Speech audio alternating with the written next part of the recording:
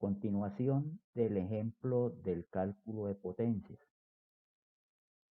En un video anterior veníamos trabajando este ejercicio donde tenemos una fuente de 20 a 60 grados muy eficaz que alimenta dos impedancias en paralelo, la una de 4 a 30 ohms y la otra de 5 a menos 60 grados ohms. Aquí tengo copiados los datos de lo que se alcanzó a desarrollar en el video anterior y les resumo lo que se alcanzó a hacer como desarrollo del ejercicio. La impedancia 1 es de 4 a 30 que convertida a rectangular nos da una parte real de 3.464 más una parte imaginaria de J2 ohms. El factor de potencia, como bien sabemos, es el coseno del ángulo, entonces nos quedaría el coseno de 30 y nos da un factor de potencia para esa carga de 0.866 en atraso dado que la carga es inductiva. Para esa carga 1 y para la carga 2 se calcularon las corrientes, la I1, la que va por la impedancia 1 de 5 a 30 y se calculó la corriente 2, la que va por la carga 2 igual a 4 a 120. Haciendo un LSK se encuentra la corriente que entrega la fuente, que obviamente es la suma de la corriente por las dos cargas, y nos dio 2.33 más J 5.96 amperes o en polar 6.4 a un ángulo de 68.16 grados amperes. Con esos datos de corriente y con los datos de la impedancia de la carga, se encontraron la potencia activa 86.6 watts, la potencia reactiva 50 bar, la potencia aparente 100 VA y como una forma de comprobación se encontró la potencia compleja, en este caso en polar 100 a 30 grados y en rectangular 86.6 más J50. Todo esto se trabajó, todas las potencias se calcularon de diferentes y con múltiples expresiones, o sea, de varias formas, simplemente para mirar cómo es el trabajo con todos estos términos y expresiones de potencias. Por ahora, antes de continuar, simplemente les recalco el dato importante de lo que es trabajar con la potencia. Si trabajamos con la potencia compleja en polar, tenemos lo que es su magnitud, que es la potencia aparente, y si trabajamos con la potencia compleja en rectangular, la parte real es la potencia activa y la parte imaginaria es la potencia reactiva. Otro dato importante que quiero que recalquen es que miren que el ángulo de la potencia compleja es el mismo ángulo de la impedancia, que ya lo habíamos mirado en su momento cuando miramos los conceptos del triángulo de potencia. Bueno, como ejemplo y como ejercicio vamos a continuarlo. En este caso vamos a hacer lo mismo para la carga 2, calcular las P, las Q, las S y luego lo hacemos para la fuente. Hagamos lo mismo entonces para la carga 2. La carga 2, que es la impedancia 2, es de 5 a menos 60, lo cual nos da en rectangular 2.5 menos J 4.33 ohms. Al sacarle el coseno al ángulo nos da el factor de potencia que es de 0.5 y obviamente es en adelanto porque mire que es una carga capacitiva. Entonces empezamos los cálculos de potencia, en este caso de potencia activa, entonces calculemos P2, en este caso P2, estamos en la carga 2. Entonces la potencia activa 2, calculada con la expresión B por un I por un cos, es cuando nos paramos en la impedancia, entonces el voltaje de la impedancia, que es el voltaje de la fuente 20, por la corriente que pasa por la impedancia, en este caso la I2, que vale 4, y por el coseno del ángulo de la impedancia, que en este caso es menos 60. Recordando que el coseno de teta es igual al coseno de menos teta, o sea, no importa si coloco cos de 60 o cos de menos 60, pero bueno. Eso nos da que al hacer el cálculo, la potencia activa de la carga 2 es igual a 40 watts. 40 watts. La potencia activa de la carga 2. Continuamos. Digamos que practiquemos y encontremos la potencia 2 como un I cuadrado por R. Cuando se trabaja esta expresión es porque se está parado en la resistencia. Entonces la potencia en la impedancia 2 es igual a I, la corriente que pasa por la resistencia, que obviamente es la misma que pasa por la impedancia. Entonces esto sería 4 al cuadrado por el valor de la resistencia. La resistencia es la parte real de la impedancia, entonces esto por 2.5, lo cual nos da que 16 por 2.5 nos vuelve y nos da que la potencia activa es igual a 40 watts.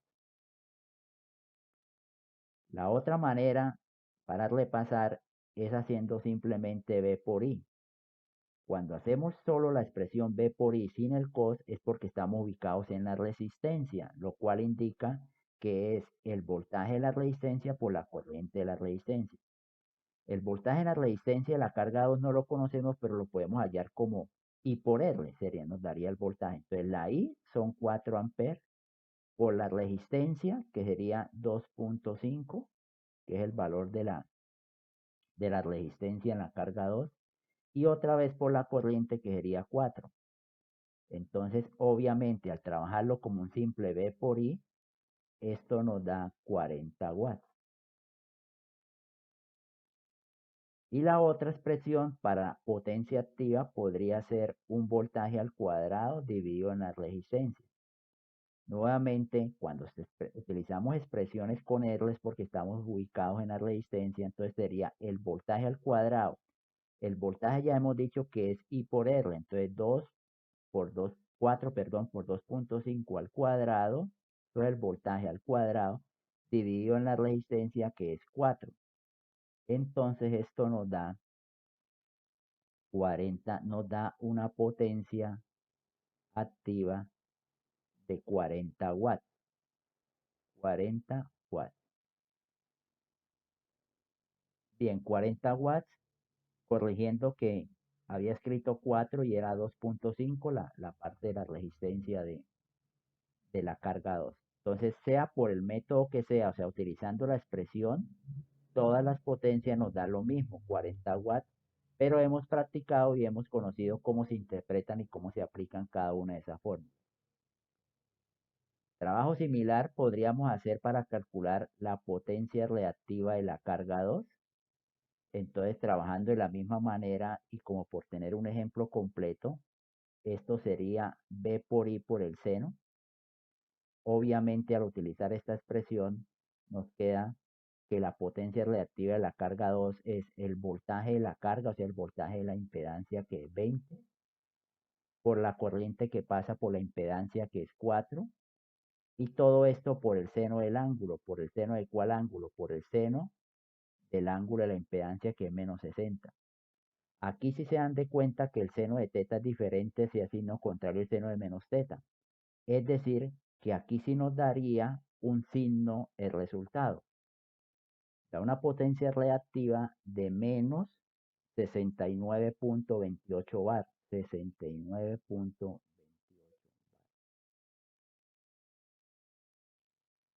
Esa es la potencia reactiva de la carga 2, lo cual nos ratifica o nos confirma que efectivamente este signo menos es porque se trata de una carga capacitiva. Es decir, recuerden que la potencia reactiva tiene signo, más J y menos J, en este caso sería menos J, porque repito, es una carga capacitiva. De manera similar, podríamos encontrar la Q como un I cuadrado X, I al cuadrado por la reactancia. Entonces nos da que la Q es igual a la corriente que pasa por la reactancia, que es la misma por la impedancia, o sea, 4 al cuadrado.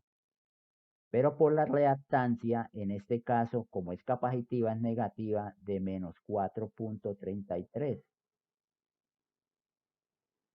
Entonces, vuelve y nos da que la potencia reactiva al hacer ese cálculo es menos 69.28 bar.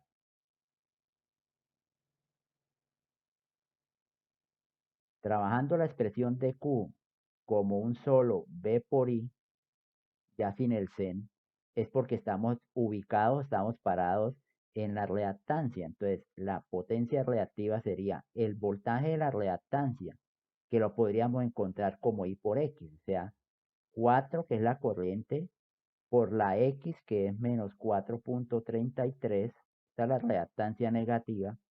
Esto hasta ahora es el voltaje y todo eso lo multiplico por la corriente, que es 4. Vuelve y juega que la potencia reactiva nos da negativa de menos 69.28 bar. Haciendo énfasis en que el signo negativo no es que me interese tanto, sino que quiero mostrarles que sí efectivamente nos da una potencia reactiva negativa dado a que es capacitiva. Otra es que posiblemente, si tienen el concepto claro, pues podrían obviarse el signo, pero están conscientes de que estamos hallando una potencia reactiva en un capacitor, o sea, en un elemento capacitivo. Bien. Entonces tenemos BI sen y cuadrado X, solo BI, y la que nos quedaría por trabajar, que la voy a copiar acá, es hallar la potencia reactiva como un voltaje al cuadrado sobre la reactancia. Al trabajarla de esa manera nos queda que la potencia reactiva de la carga 2 es el voltaje al cuadrado. El voltaje al cuadrado sería el voltaje de la reactancia, que es la corriente 4 por el valor de la reactancia, que es menos 433. Pero aquí no me importa porque como está elevado al cuadrado, el signo se me va. Entonces yo, por ahorrarme el signo, simplemente voy a colocar por 4.33, elevo eso al cuadrado y lo divido por la X. Por esta X sí, le coloco el signo para que seguir siendo congruentes con los signos. Entonces, sobre la reactancia, que es menos 4.33. Eso nos da una potencia reactiva de menos 69.28 bar. Esto trabajando la expresión de B al cuadrado sobre R. De todas formas, probamos que sí nos dan todas la misma expresión, todo el mismo valor. Hemos calculado para la carga 2 la potencia activa y la potencia reactiva de varias o de múltiples maneras. El ejercicio lo continuamos calculando ahora la potencia aparente de la carga 2. Entonces, S2, la potencia aparente de la carga 2, es simplemente un B por un I. Pero como estamos hablando de la potencia aparente, esa potencia es porque estamos ubicados en la impedancia. O sea, es el voltaje de la impedancia por la corriente de la impedancia. Tenemos que el voltaje de la impedancia es el mismo voltaje de la fuente, que es 20 por la corriente que pasa por la impedancia, que en este caso sería la I2, la de la impedancia 2, y eso nos da 4. Por consiguiente, la potencia aparente de la carga 2 son 80 VA, 80 voltamperes. Esa es la potencia aparente en la carga 2. Como lo estamos trabajando de varias maneras, también yo podría encontrar la potencia aparente en la carga 2 como un I cuadrado por la impedancia. Trabajándolo de esa manera nos queda que S2 es la corriente por la impedancia, que es 4 al cuadrado, corriente, por el valor de la impedancia, que según recordamos y miramos en el circuito, la impedancia vale 5 ohm, la magnitud de la impedancia vale 5 ohm. Entonces, y al cuadrado por z, entonces esto nos da 4 al cuadrado por la impedancia, que es 5, entonces vuelve y nos juega que la potencia aparente de la carga 2 son 80 VA. Continúo para trabajarlo de otras maneras. La otra forma es decir que S2 es igual a un B al cuadrado dividido en la impedancia. Eso me daría que la potencia aparente de la carga 2 es el voltaje de la impedancia 2 de la carga 2, que es el voltaje de la fuente, que es 20 al cuadrado, dividido en el valor de la impedancia, que es 5. Eso nos da nuevamente que la potencia aparente son 80 VA. Entonces, sea la expresión que utilicemos, si la utilizamos bien, nos tiene que dar lo mismo, y en este caso nos da una potencia de 80 VA. Entonces, tenemos P, Q y S, watts, bar y VA para la carga 2. Para la carga 2. La otra manera, y como lo trabajamos en el caso de la potencia de la carga uno, la otra es trabajar con la potencia compleja. Entonces, hagámoslo y repasemos. La potencia compleja de la carga 2 podría encontrarla como un B por un I conjugado. B por I conjugado. Como estamos en la carga 2, sería el fasor. Recuerden que cuando trabajo B por I conjugado, estos ya son fasores. Entonces sería el fasor B, o sea, el voltaje de la carga, por el fasor I, la corriente que pasa por esa carga 2 conjugada. Para este caso nos queda la compleja de la carga 2 igual el B. El B es el voltaje que tiene la impedancia, que es el mismo voltaje de la fuente, que es 20 a 60, y la corriente 2 es 4 a 120. Entonces, ¿quién me queda? ¿Cuánto es el fasor voltaje? El fasor voltaje es 20 a 60 grados por el fasor corriente conjugado, que es 4 a un ángulo de menos 120 grados porque es conjugado. Entonces esa operación nos da que la potencia compleja de la carga 2 es igual a 80 a un ángulo de menos 60 grados. Todo esto es VA. Esta es la potencia compleja que en este momento está expresada en polar. O sea, en este momento la tenemos expresada en polar. Como está expresada en polar, es claro que la magnitud de la potencia en polar es la que llamamos la aparente, y efectivamente la aparente nos había dado 80, o sea que estamos bien. Lo otro es pasar esa potencia compleja que está en polar, aquí está en polar, y por eso conocemos la magnitud es la potencia aparente, y quiero que observen que el ángulo de la potencia compleja es el mismo ángulo de la impedancia, mire, es el mismo ángulo de la impedancia. La otra es pasar esto a rectangular, o sea, ¿qué pasa si pasamos ese polar a rectangular? Al pasarlo a rectangular nos queda que la potencia compleja 2 en rectangular, pues se pasará este polar a rectangular y eso nos da 40 menos J 69.28. Todo son VAs. Y esta es la misma potencia anterior compleja, pero en forma rectangular, porque la anterior había sido en forma polar, que era esta. De ahí destacamos que la parte real de la potencia compleja es la potencia 2 que nos había dado 40, y la parte imaginaria de la potencia compleja es la potencia reactiva que nos había dado 1 negativa porque era capacitiva y 69.28 bar. La activa, estos son watts, y la reactiva, estos son bar.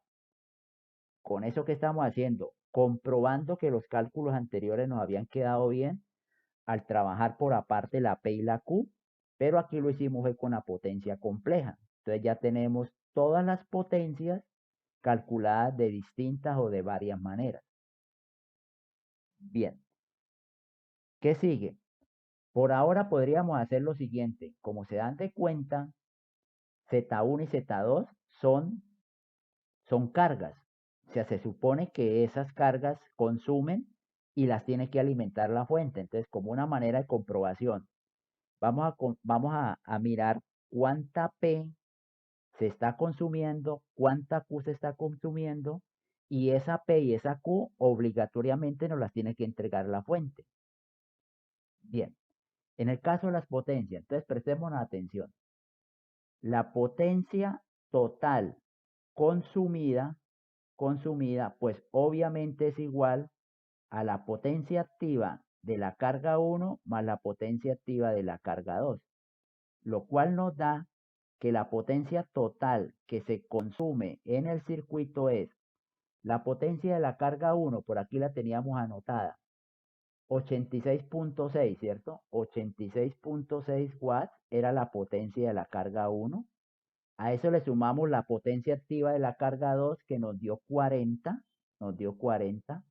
lo cual nos quiere decir que la potencia total activa que se consume es de 126.6 watts.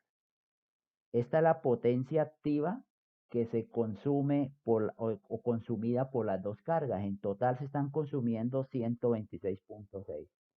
Este es el dato de la potencia total que se consume. ¿Y quién la consume? Las dos cargas. Algo similar vamos a hacer con la Q. ¿Cuánto es la Q total del sistema? Entonces, ¿qué es lo que pasa con la Q? Con la Q hay que tener cuidado que las potencias reactivas Q sí tienen signo. Entonces, lo que hay que hacer es una suma algebraica. Entonces, voy a intentar decir que a Q1 le sumamos la Q2, pero tengan presente que es una suma algebraica, o sea, una suma con signos. ¿Por qué? Porque la potencia reactiva cuando es inductiva es positiva y cuando es capacitiva es negativa. Entonces, ¿qué me está quedando? Que la Q total del circuito es la potencia que consumió la carga 1. La carga 1 consumió una potencia de 50 bares positivos, 50 bar. Entonces, 50 bar positivos. Pero la potencia 2 es negativa porque era una carga capacitiva y era de menos 69.28. Entonces, entenderán que es una suma algebraica y entonces nos da que la potencia total del circuito es menos 19.28, menos 19.28 bar. Entonces, ¿cómo interpretamos esto y cuál es la idea? Lo que tienen que tener precaución y lo que tienen que tener claro conceptualmente es lo siguiente. La carga 1 tenía bobinas y esas bobinas le pedían 50 bar, o sea, bares positivos, potencia reactiva positiva. Pero el capacitor, digamos, está entregando o está ofreciendo o el capacitor está con bares negativos, que son 69.28.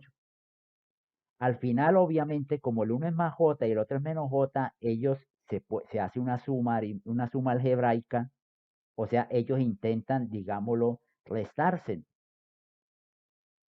Al final, ¿qué quedó? Que el circuito, todo el circuito realmente está, o sea, primero, la potencia total al final dio negativa, o sea, la total dio negativa, quiere decir que le ganaron los capacitores a las bobinas, es decir, que el efecto capacitivo es mayor al efecto inductivo. En otras palabras, la fuente realmente está viendo solo capacitores. Los capacitores anularon, por decirlo de alguna manera, a las bobinas. La fuente está como si estuviera alimentando a unos capacitores. ¿Cuántos? Unos capacitores que están pidiendo 19.28 bares. ¿Quién le entrega eso al capacitor? Se los tiene que entregar la fuente. La fuente le tiene que entregar sus bares negativos al señor capacitor. En cuanto a la potencia, sí, ambas son positivas, entonces entre la carga 1 y la carga 2, ambas están consumiendo 126 watts. ¿Quién se los entrega? La fuente. La fuente les debe de entregar la potencia a ellos. Según eso, un buen cálculo es, vamos para la fuente a calcular la P de la fuente, la Q de la fuente para ver si nos cuadra el balance de potencia. Es decir, que lo que me está pidiendo la carga se lo está entregando la fuente. Entonces, mirándolo desde ese punto de vista, por favor, la idea es que ahora estoy ubicada en la fuente. Al estar ubicada en la fuente voy a calcular la potencia de la fuente. ¿Cómo? Pues obligatoriamente es un B por un I por un cos. Aquí sí quiero hacer énfasis. Como estoy parado en la fuente es el voltaje de la fuente, la corriente que pasa por la fuente y quién es este ángulo teta. El ángulo teta es el desfase entre el voltaje de la fuente y la corriente de la fuente. Hay que mirar la separación, cuánto es. Es decir, al ángulo del voltaje le quito el ángulo de la corriente y eso me da el ángulo teta. Entonces, siguiendo con esa explicación, me queda que la potencia de la fuente es igual voltaje de la fuente por la corriente de la fuente. Según el circuito, El voltaje de la fuente es 20. La corriente que pasa por la fuente es I, que es 6.4. La fuente está a 60 grados y la corriente a 68.66. Entonces hay que mirar cuánto es el desfase. Según esto me queda voltaje de la fuente 20. El voltaje de la fuente era 20 volts. Por la corriente de la fuente, ¿cuánto dije? La corriente total, 6.4. Entonces la corriente total me da por 6.4. ¿Y por el coseno de qué ángulo? Del desfase, de la diferencia entre el ángulo de B y el ángulo de I. El ángulo de B estaba a 60 menos el ángulo de I, 68.66. Entonces 68.66. Quiero que se den de cuenta que cuando es coseno, no importa si esto me da positivo o negativo, porque el coseno de teta igual al cos de menos teta, entonces digamos que no es tan preocupante tener en cuenta eso. De todas formas, recuerden que teta es el ángulo de la impedancia. Impedancia es B sobre I, o sea, el ángulo de B le quitamos el ángulo de I. Eso indica que hay que sacar el coseno, hacer ese cálculo y eso nos da una potencia 126.54. 126.54 watts. ¿Qué entenderán? Por ahora estamos bien, porque es cuestión de decimales. La fuente está entregando 126.54 watts, que era efectivamente lo que pedía la carga. Toda la carga pedía 126.6 y ella está entregando esos 126.6. ¿Cómo calculamos la Q de la fuente? Pues de las únicas maneras que tenemos para calcular potencia en las fuentes, que son B por I, pero en este caso por el seno de teta. ¿Qué me da hacer este cálculo? Que la potencia reactiva de la fuente es igual voltaje 20 por la corriente que pasa por la fuente 6.4 por el coseno de quién, perdón, el seno, disculpe, el seno, que ahora es B y sen, por el seno de teta. Teta es el ángulo de B, le quito el ángulo de I, 68.66. Lo cual da, al hacer ese cálculo, que la potencia, perdón, que la Q, la potencia reactiva de la fuente, pues la potencia reactiva de la fuente es igual a menos 19.27 bar. Entonces no se está cuadrando muy bien que la fuente está entregando esto. Entonces, interpretación. Claro, mire, la fuente me está entregando, porque la fuente me está entregando bares negativos porque la carga me está pidiendo bares negativos. Como la carga me está pidiendo que alimente capacitores, la fuente está alimentando capacitores. Por eso, en este caso, según la expresión, la potencia reactiva de la fuente es de menos 19.27 bar, que es la potencia que está pidiendo al final la carga, los bares que está pidiendo al final toda la carga de menos 19.27. Digamos que eso es un buen balance de potencias. El ejemplo me permite mostrarles que efectivamente la P que me pida la carga, esa P la entrega a la fuente, la Q que me pida la carga, esa Q la entrega a la fuente. Otro dato importante que necesito que miremos, aprovechando el ejemplo, aprovechando el ejercicio, es que inicialmente, si ustedes miran el circuito inicial, la fuente alimenta a una carga inductiva de 0.86 y a una carga capacitiva de 0.5. O sea, la fuente está alimentando una carga de 0.86 inductiva en paralelo con una carga de 0.5 en adelanto, o sea, capacitiva. La gran pregunta es, al final de cuentas, la carga, perdón, la fuente, ¿qué factor de potencia está alimentando?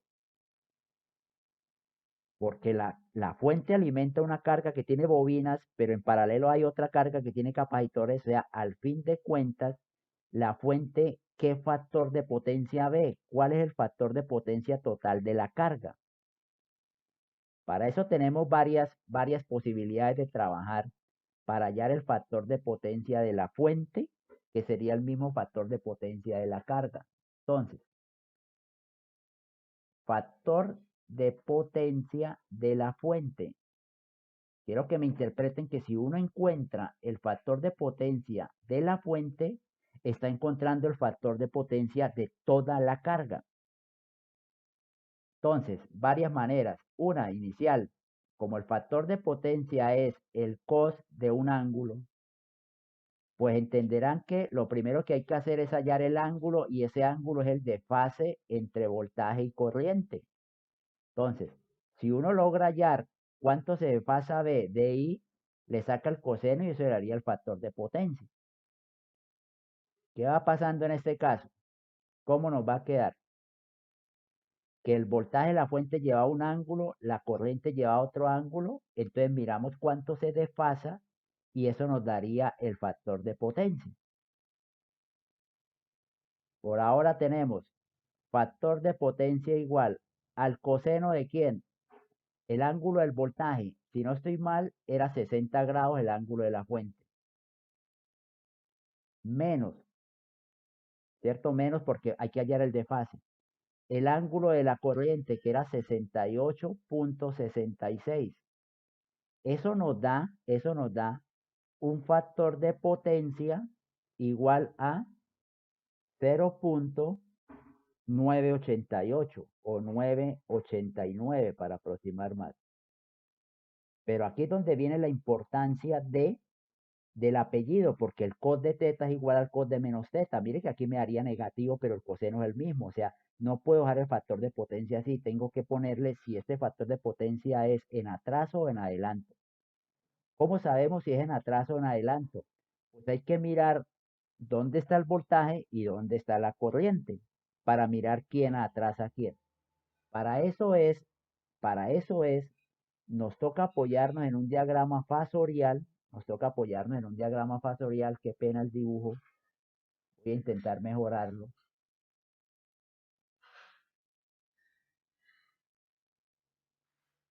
Un diagrama fasorial que me permita conocer las corrientes, ángulos y eso. Por ejemplo, quiero que tengan presente que la fuente va a 60 grados y la corriente total va a 68.6. Entonces, en mi dibujito de los fasores, lo que tenemos es que la corriente, perdón, dibujemos inicialmente el voltaje. Por decir algo, el voltaje está por acá, el voltaje sale del origen, entonces el voltaje está por acá, digamos a un ángulo de 68, 60 grados, perdón, aquí a 60 grados está el voltaje de la fuente, pero a 68.66, o sea, más para acá, más por acá, a 68.66, por acá, exagerando, pero para que me entiendan el dibujo, a un ángulo de 68.66 positivo, este ángulo es 68.66 y ese es el ángulo de I. Por eso la separación, el desfase entre B e I es de 68 entre menos 60, o sea, de 8.66 grados. Pero miren que si aquí está el observador y hacemos girar en sentido antihorario, primero pasa I, luego pasa B, o sea, la I adelanta a B. Por eso el apellido que me falta aquí es que este factor de potencia es en adelanto porque la I adelanta a B y obviamente es en adelanto porque la fuente está entregando bares capacitivos. O sea, la fuente B, como si estuviera alimentando una carga de puros capacitorcitos nomás, de puros capacitores, porque es en adelanto. ¿Cómo hallé este factor de potencia? Este factor de potencia lo hallé simplemente haciendo B coseno de teta, hallando el teta que es el desfase entre BI y sacándole el coseno.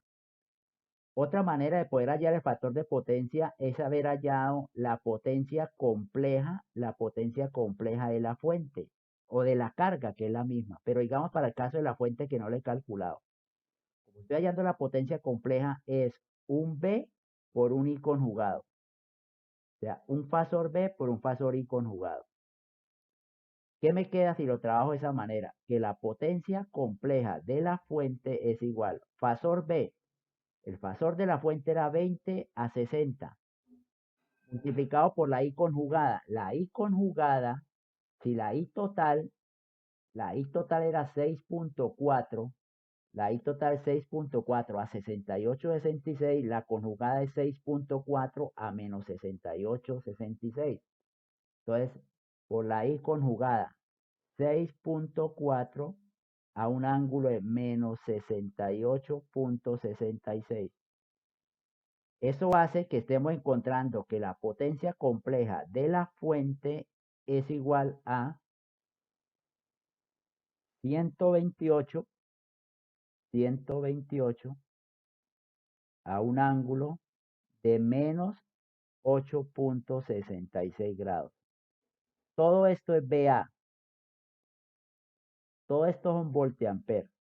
Datos importantes de lo que acabé de encontrar.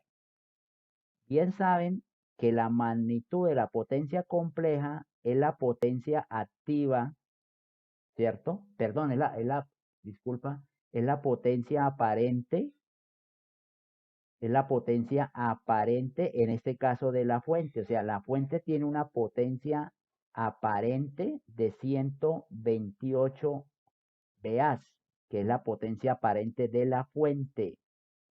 128 VA. ¿De dónde la saqué? Pues de tener la ventaja de tenerla compleja.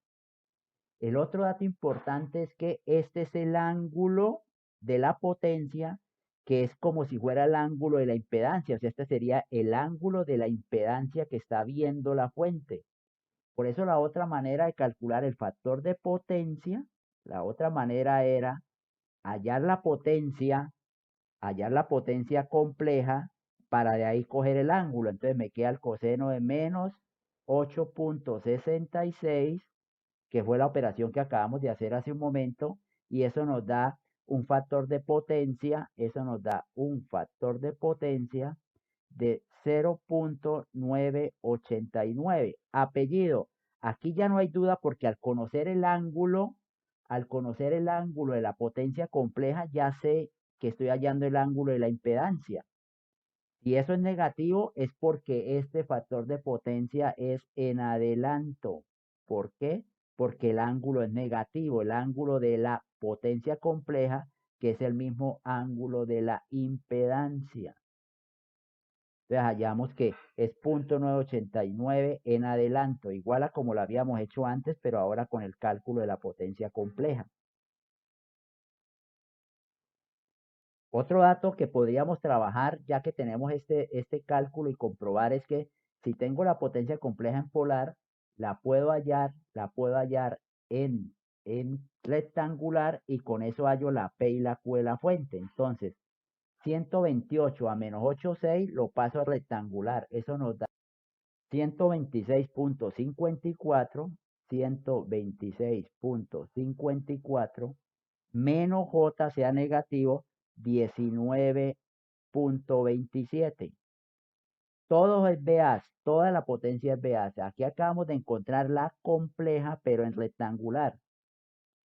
Y esto nos tiene que cuadrar porque la parte real de la compleja es la activa. Entonces esto nos tiene que haber dado la potencia de la fuente. La potencia de la fuente por aquí la calculé, mire, 126,54.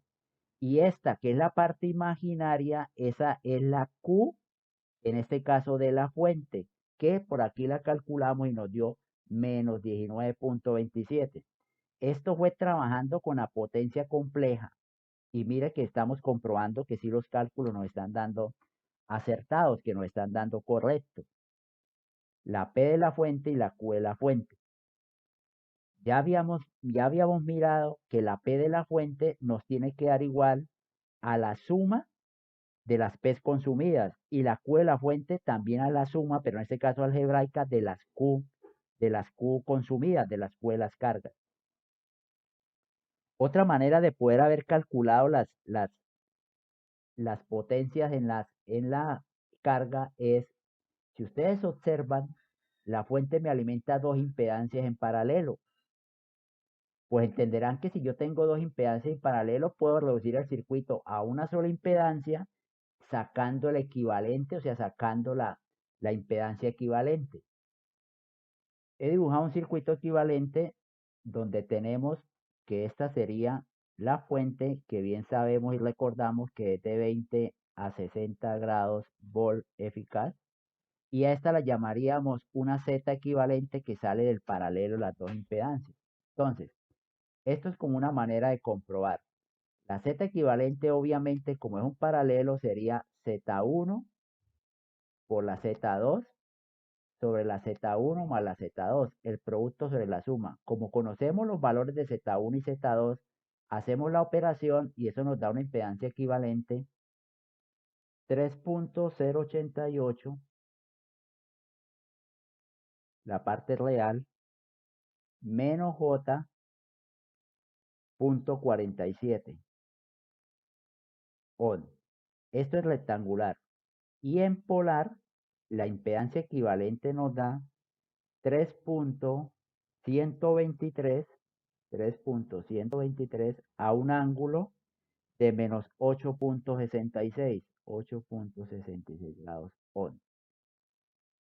Lo que les quiero mostrar es que miren que la impedancia equivalente, o sea, lo que está viendo la fuente, que sería el paralelo de las dos impedancias, tiene un ángulo de 8.66. Entonces, la otra manera de haber hallado el factor de potencia de la fuente, que obviamente es igual al factor de potencia de toda la carga, o sea, de la carga total, eso es igual al coseno de menos 8.66, que en este caso el menos no interfiere mucho, y esto es igual a la que ya nos había dado, que era 0.989, que era el factor de potencia, y como la impedancia total nos dio negativa, quiere decir que la impedancia total es capacitiva, entonces este factor de potencia es en adelanto.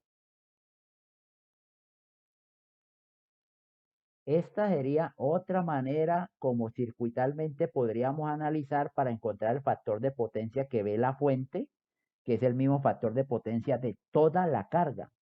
Vuelvo, insisto, en que la carga capacitiva dominó a la carga inductiva y por eso al final la fuente es como si viera una carga con solo capacitores, porque los capacitores ganaron.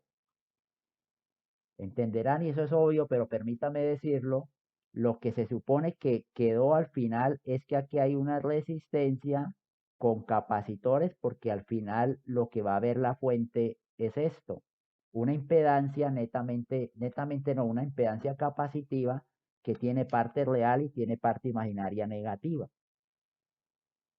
Esta sería otra manera de haber calculado el factor de potencia total. Y bueno, lo que ustedes ya saben, también por este lado se pudo haber encontrado la I total de la fuente, porque ya es un circuito relativamente sencillo, donde una fuente con una impedancia.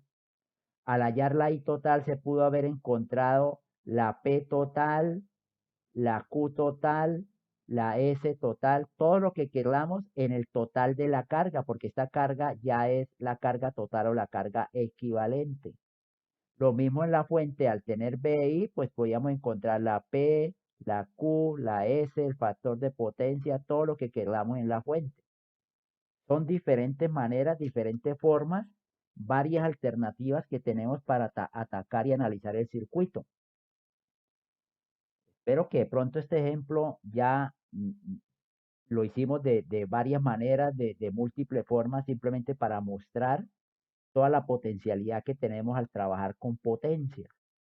Obviamente, cuando se trabaja un ejercicio no es necesario hacerlo de todas las formas. Esto era un ejemplo para mostrarles cómo se trabaja esto. Espero que entonces haya quedado claro los cálculos de P, Q y S tanto en la carga como en la fuente y muy claro y muy interesante el manejo que se le da al factor de potencia. En un próximo video hay un tema que me interesa mostrarles que es el tema de corrección o mejoramiento del factor de potencia. Eso lo veremos en un próximo video.